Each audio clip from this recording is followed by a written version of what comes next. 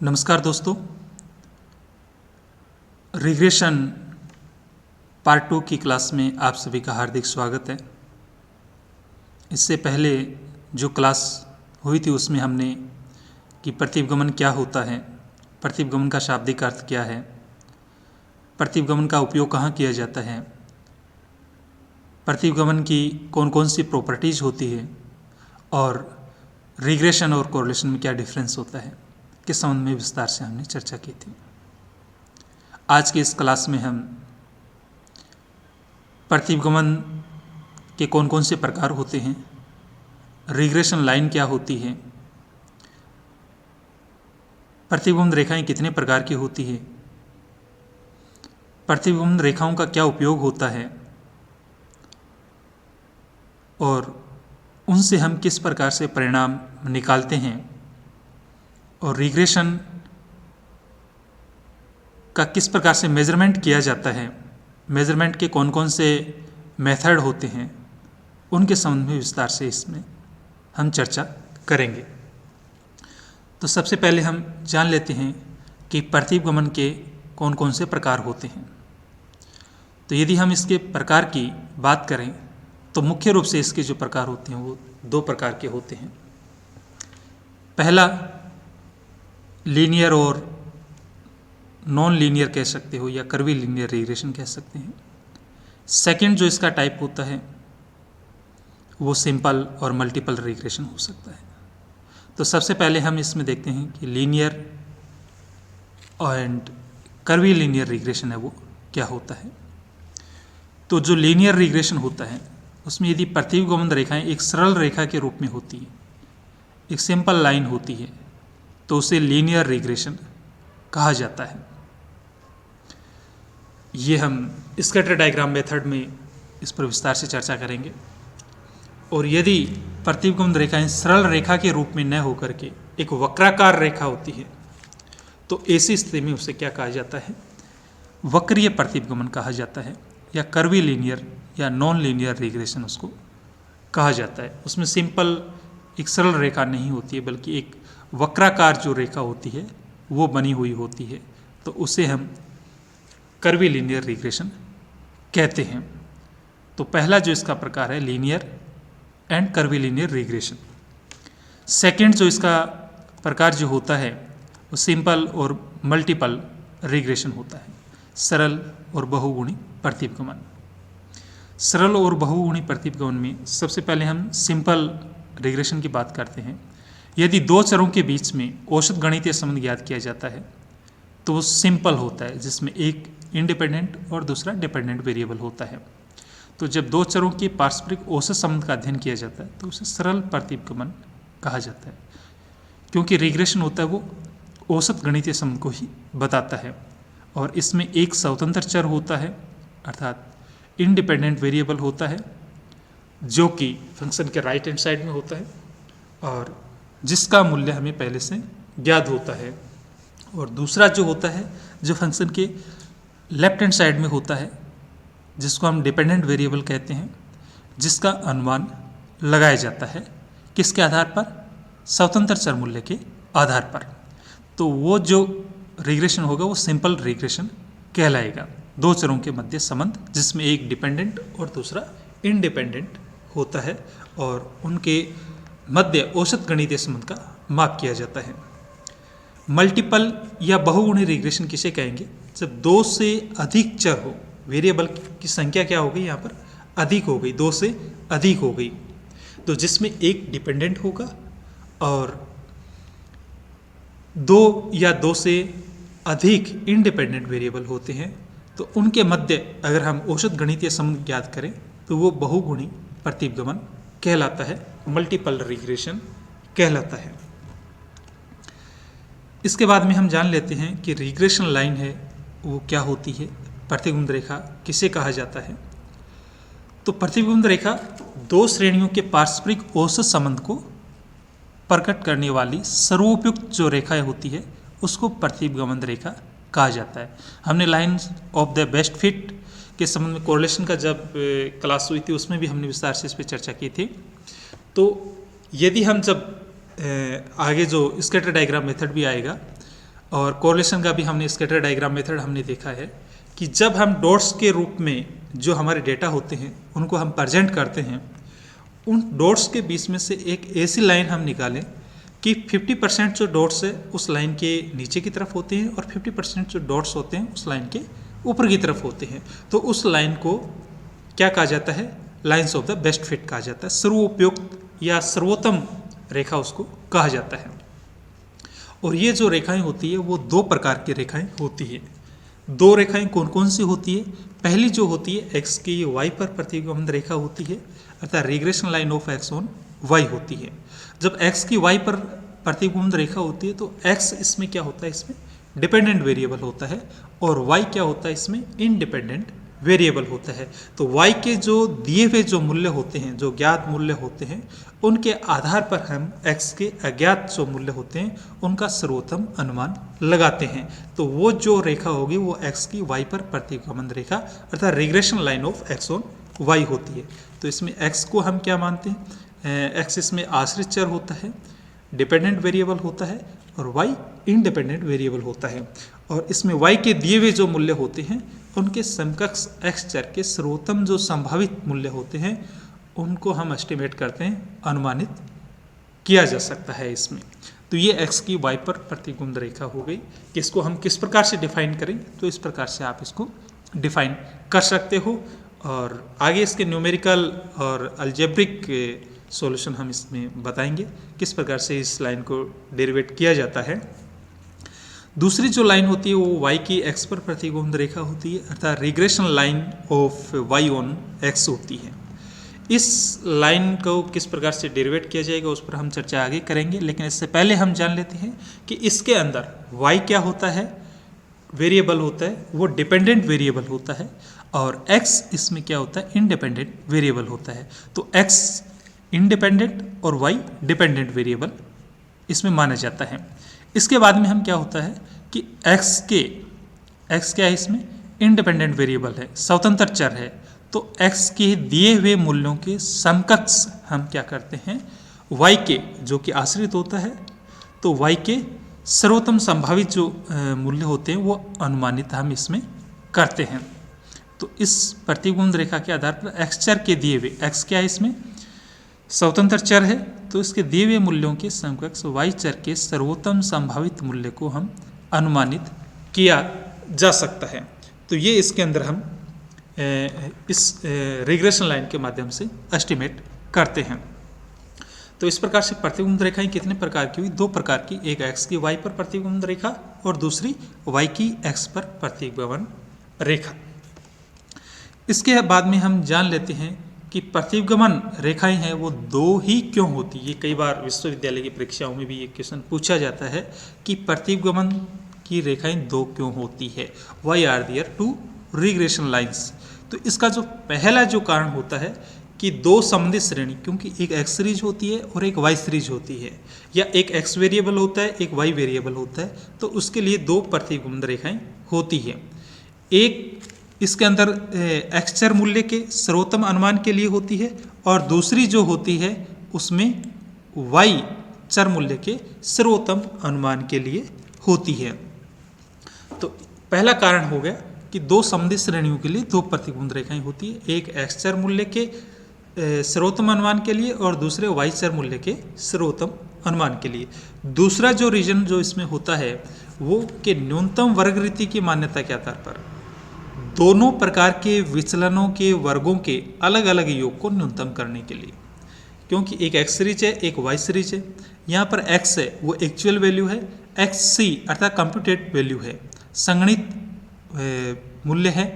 यदि इन दोनों को हम जो डिफरेंस कैलकुलेट करेंगे अर्थात जो विचलन हम निकालेंगे और विचलन निकाल करके हम उनका स्क्वायर करेंगे और स्क्वायर करके योग करेंगे तो ये हमें क्या है? मिनिमम होना चाहिए। इसी प्रकार से जो y सीरीज है उसका भी जो विचलन के वर्गों का योग है वो भी न्यूनतम करने के लिए हमें दो रेखाओं की आवश्यकता होती है। इस पर हम विस्तार से चर्चा जो लिस्ट स्क्वायर मेथड है वहाँ पर इसमें की जाएगी। तो ये दो इसके जो कारण है वो मुख्य रूप से कि प्रतिगमन रेखाएं दो क्यों होती है। इसके बाद में कई बार यह भी पूछा जाता है कि प्रतिगमन की रेखाएं एक कब होती है? दो का रेखाएं होती है और दो क्यों होती है उनका कारण हो चुका, लेकिन ये एक रेखा कब होती है? तो प्रतिगमन की जो रेखा होती है वो एक उस समय होती है जब हम स्कैटर डायग्राम पर जब डॉट्स इंडिकेट करते हैं और वो सभी डॉट्स एक सीधी रेखा के रूप में हो और दोनों जो लाइंस होती है वो एक दूसरे को पूरी तरह से कवर कर लेती है, अर्थात ढक लेती है। तो ऐसे स्थिति में जो सहसंबंध होगा वो क्या होगा? परफेक्ट होगा। ये पॉजिटिव भी हो सकता है और नेगेटिव भी हो सकता है। तो एक रेखा कब होती है? जब हम जो डॉट्स जो इंडिकेट करते हैं वो एक सीधी एक लाइन के रूप में हो और दोनों प्रतिगमन रेखाएं एक दूसरे को कवर कर ले, अर्थात पूरी तरह से ढक लेती है, तो वहाँ पर रेखा एक होती है और ऐसी स्थिति में जो कोरिलेशन होता है वो परफेक्ट होता है। और परफेक्ट में ये पॉजिटिव और नेगेटिव हो सकता है, अर्थात या तो पूर्ण धनात्मक होगा अथवा पूर्ण ऋणात्मक होगा। इसके बाद में हम ये जान लेते हैं कि जो प्रतिगमन रेखाएं होती है वो उनका हम इंटरप्रिटेशन किस प्रकार से करें, ये एक इम्पोर्टेंट पार्ट इसका होता है। तो पहला कि यदि प्रतिगमन रेखाएं बाएं से नीचे से अगर दाएं ऊपर की ओर बढ़ती हुई है तो हम बताएंगे कि कोरिलेशन कैसा है? पॉजिटिव है। बाएं नीचे से दाएं ऊपर की ओर बढ़ती हुई है तो ये पॉजिटिव होता है। हम यहाँ पर कोई डायग्राम नहीं बनाएंगे क्योंकि जो इसका मेथड आएगा, स्कैटर डायग्राम मेथड आएगा, फ्री हैंड जो मेथड होगा, वहाँ पर हम इसके बारे में विस्तार से चर्चा करेंगे। दूसरा, यदि प्रतिगमन रेखा बाएं ऊपर से दाएं नीचे की ओर आती है तो कोरिलेशन कैसा होता है? नेगेटिव होता है। ये हम इस लाइंस के आधार पर हम बता सकते हैं। तीसरा कि यदि दोनों रेखाएं एक दूसरे को समकोण पर अर्थात 90 डिग्री के कोण पर काटती है तो सहसंबंध का अभाव होता है, अर्थात जब परपेंडिकुलर होती है लाइंस दोनों तो ऐसे स्थिति में कोरिलेशन क्या होता है? जीरो होता है, अर्थात कोरिलेशन शून्य होता है। और इसमें जब हम स्कैटर डायग्राम पर जो डॉट्स इंडिकेट करेंगे, जो एक्स और वाई सीरीज की वैल्यू दी गई होगी, तो उनके आधार पर जब हम डॉट्स इंडिकेट करते हैं तो वो चारों तरफ से उस ग्राफ पे क्या होते हैं? बिखरे हुए होते हैं, कोई एक डायरेक्शन में नहीं होते हैं। तो वहाँ पर कोरिलेशन क्या होगा? जीरो होगा। यदि दोनों रेखाएं एक दूसरे के पास होगी, जितनी अधिक पास होगी कोरिलेशन उतना ही अधिक होगा, और दोनों रेखाएं एक दूसरे से जितनी अधिक दूर होती जाएगी कोरिलेशन उतना ही कम होगा। यह हम रिग्रेशन लाइंस के आधार पर हम बता सकते हैं। इसके बाद में हम जान लेते हैं कि रिग्रेशन लाइन जो होती है उनका क्या यूज़ क्या होता है, क्या उपयोग होता है। तो पहला कि हम बता सकते हैं कि दो श्रेणियों में कोरिलेशन है या नहीं, ये हम रिग्रेशन लाइन के आधार पर बता सकते हैं। और यदि कोरिलेशन है तो हम ये भी बता सकते हैं रिग्रेशन लाइंस के आधार पर, रेखाओं के आधार पर, कि वो पॉजिटिव है या नेगेटिव है, अर्थात उसकी हम प्रकृति भी बता सकते हैं। और साथ ही साथ हम ये भी बता सकते हैं कि कोरिलेशन हाई है या मॉडरेट है या लो है, वो भी हम बता सकते हैं। इसके अतिरिक्त रिग्रेशन लाइंस के आधार पर यह भी पता चलता है कि एक चर के औसत मूल्य है वो दूसरे चर के औसत मूल्य को कितना प्रभावित करते हैं, क्योंकि रिग्रेशन का जो मुख्य काम होता है वो यही होता है। तो इससे यह भी जानकारी हमें मिलती है। इसके अलावा एक श्रेणी के जो ज्ञात मूल्य जो नॉन वैल्यू होती है, अर्थात जो इंडिपेंडेंट जो वैल्यू होती है, उसके आधार पर दूसरी श्रेणी के संबंधित मूल्य क्या होंगे वो भी हम एस्टीमेट कर सकते हैं। इसके अतिरिक्त किसी चर बिंदु पर विचरण का अनुपात क्या है, ये भी एक इम्पोर्टेंट है, वो भी हम पता लगा सकते हैं। और जो पता लगा सकते हैं वो ये है कि जिस बिंदु पर दोनों रेखाएं, एक x की y पर प्रतिगमन रेखा और दूसरी y की x पर जो प्रतिगमन रेखाएं हैं, वो दोनों एक दूसरे को इंटरसेक्ट करती है, अर्थात जहाँ पर दोनों एक दूसरे को काटती है, उस बिंदु से दोनों एक्सों पर y-x और x-x पर दोनों एक्सों पर डाले गए जो लंब होते हैं वो समांतर माध्य को व्यक्त करते हैं। ये हम स्कैटर डायग्राम मेथड में अच्छी तरीके से क्लियर हो जाएगा। तो जहाँ दोनों प्रतिगमन रेखाएं एक दूसरे को काटती है, वहाँ से यदि हम x की तरफ लंब डालते हैं तो हमें x का समांतर माध्य प्राप्त हो जाएगा, और y की तरफ हम डालते हैं लंब तो हमें y का समांतर माध्य हमें मिल जाएगा। तो इसके माध्यम से दोनों सीरीज के हम अर्थमेटिक मीन भी कैलकुलेट कर सकते हैं।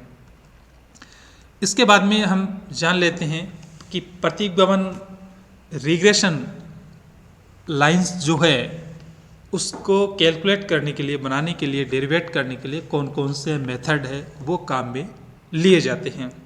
तो रिग्रेशन लाइंस के लिए दो मेथड मुख्य रूप से होते हैं। पहला जो मेथड होता है वो ग्राफिक या फ्री हैंड मेथड जिसे कहा जाता है, और दूसरा जो मेथड होता है उसको अलजेब्रिक मेथड्स कहा जाते हैं। तो जो ग्राफिक जो मेथड्स होते हैं उसमें एक मुख्य है जो इसका मेथड है जिसको स्कैटर डायग्राम मेथड कहा जाता है या विक्षेप चित्र विधि जिसको कहा जाता है। और अलजेब्रिक मेथड्स में तीन प्रकार के मेथड्स हैं, जिसमें पहला जो मेथड्स जो आता है वो रिग्रेशन इक्वेशंस मेथड, अर्थात प्रतिगमन की जो समीकरण है उसके आधार पर हम डेरिवेट करते हैं। और दूसरा जो मेथड होता है वो रिग्रेशन कोफिशिएंट मेथड है, उसके आधार पर अर्थात प्रतिगमन गुणांक के आधार पर हम डेरिवेट करते हैं। और तीसरा जो मेथड होता है लिस्ट स्क्वायर मेथड है या न्यूनतम वर्ग रीति जिसको कहा जाता है, उसके आधार पर हम डेरिवेट करते हैं। तो हम सबसे पहले जिस मेथड की हम अभी चर्चा करने वाले हैं वो स्कैटर डायग्राम मेथड पर हम चर्चा करेंगे। तो स्कैटर डायग्राम जो मेथड है उसके अंदर हमने एक ग्राफ की एक शीट सिंपल हम लेते हैं और उसमें एक्स एक्स और वाई एक्सिस पे इंडिकेट हम कर देते हैं। दोनों तरफ से हमने एक्स एक्स को इंडिकेट कर दिया है हमने यहाँ पर, और यहाँ पर जो डॉट्स इंडिकेट करने के पश्चात जो प्रतिगमन की जो रेखाएं हम बनाते हैं तो वो बाएं से दाएं ऊपर की तरफ बढ़ती हुई रेखाएं हैं। और दोनों रेखाएं यहाँ पर क्या कर रही है, एक दूसरे को कवर कर रही है, एक दूसरे को ढक रही है। तो कोरिलेशन यहाँ पर कैसा होगा, परफेक्ट होगा। और ये लाइन बाएं से दाएं ऊपर की तरफ बढ़ती हुई है, तो इसलिए यहाँ पर कोरिलेशन कैसा होगा, पॉजिटिव होगा, +1 होगा। अब हम एक ग्राफ की दूसरी शीट लेते हैं और दूसरी शीट में हम एक्स एक्स और वाई एक्स को हम दर्शा देते हैं, और इसके बाद में हम जो दोनों लाइंस है वो इंडिकेट करते हैं। तो दोनों लाइंस बाएं से दाएं नीचे की तरफ आती हुई है, गिरती हुई है। तो यहाँ पर जो कोरिलेशन होगा वो नेगेटिव कोरिलेशन होगा और परफेक्ट नेगेटिव कोरिलेशन होगा, क्योंकि दोनों जो लाइंस है एक्स ऑन वाई और वाई ऑन एक्स है एक दूसरे को पूर्णतः कवर कर लेती है, और ये बाएं ऊपर से दाएं नीचे की तरफ गिरती हुई है। इसलिए यहाँ पर कोरिलेशन कैसा होगा, नेगेटिव कोरिलेशन होगा, और वो भी परफेक्ट नेगेटिव कोरिलेशन होगा, -1।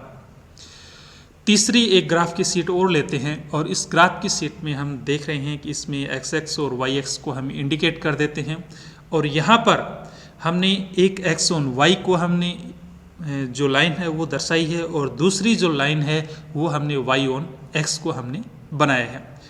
यहाँ पर हम देख रहे हैं कि दोनों लाइन एक दूसरे को पूर्णतः कवर नहीं कर रही है, अर्थात एक दूसरे को ढक नहीं रही है, लेकिन एक बात जो कॉमन है वो बाएं से दाएं ऊपर की तरफ बढ़ती हुई है। तो कोरिलेशन तो पॉजिटिव होगा, ये हमें पता चल रहा है, लेकिन ये परफेक्ट नहीं है, ये मॉडरेट से हाई है, क्योंकि दोनों रेखाओं के बीच की जो दूरी है वो क्या है, कम है।